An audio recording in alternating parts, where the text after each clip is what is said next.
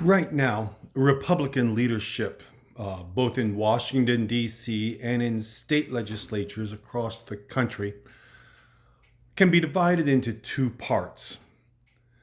There are those who are vocal in support of fascism in Trump, and there are those who hope, you know, they they really are disgusted at what they see, but they remain silent. By omission, they support Trump. They are they are all silent when they should speak out, and the worst, speak out in support of Trump and his destruction of the country. All of them, all of them. What will they do as they suck, to not put too fine a point on it, as they suck on Trump's tit and it grows and grows inside their mouth until they not only will not remove it, but they cannot remove it? Then who will call the shots for them? Trump will decide. He will have not only them, but he will have us all in his thrall. And if not, then it will be his Russian handlers who will have us in subjection.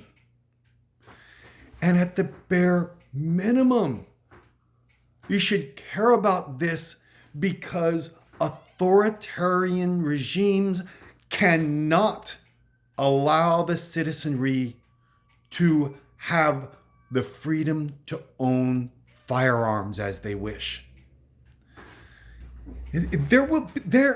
When push comes to shove, when this matures into full evil flower, there will be none of this democratic dinking around about, oh look, we shouldn't have high capacity magazines for the purpose of killing people. Oh look, we shouldn't have bump stocks whose only purpose is to kill the maximum number of people.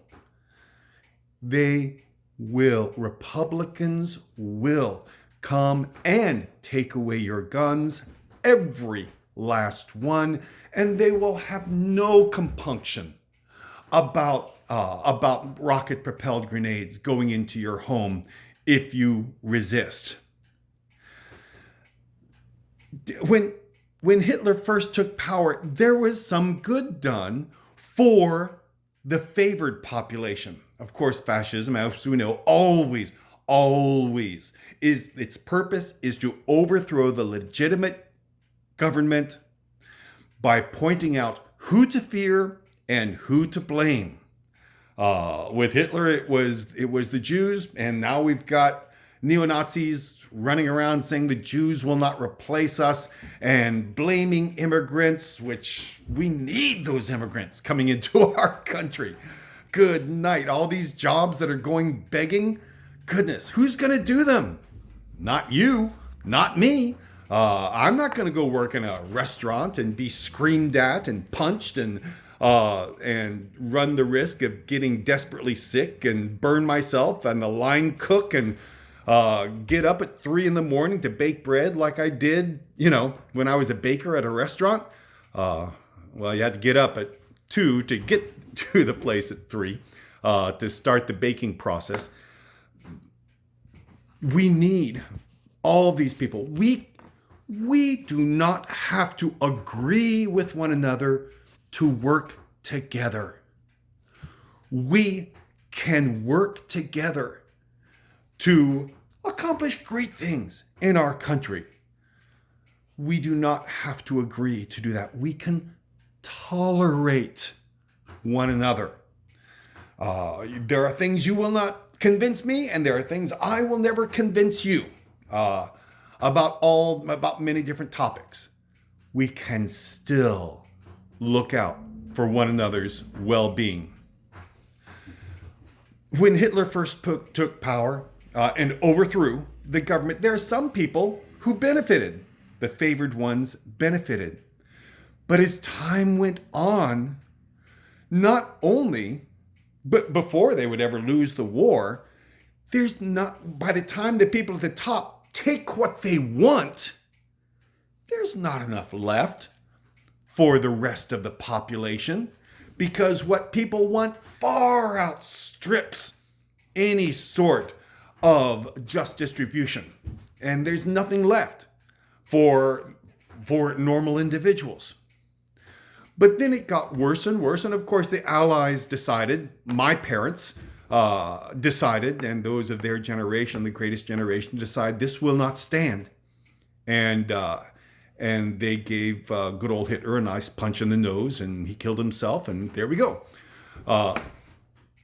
But if he had succeeded, the German population's outcome would have been no better. When they are stuck with that strongman leader, with that authoritarian leader, he decides what they get. He decides what they think. He decides what they do and do not do. Do you think Trump cares about your gun rights? Goodness gracious, don't be credulous. Do you think he cares about abortion? Republican leadership and Trump care about power and money.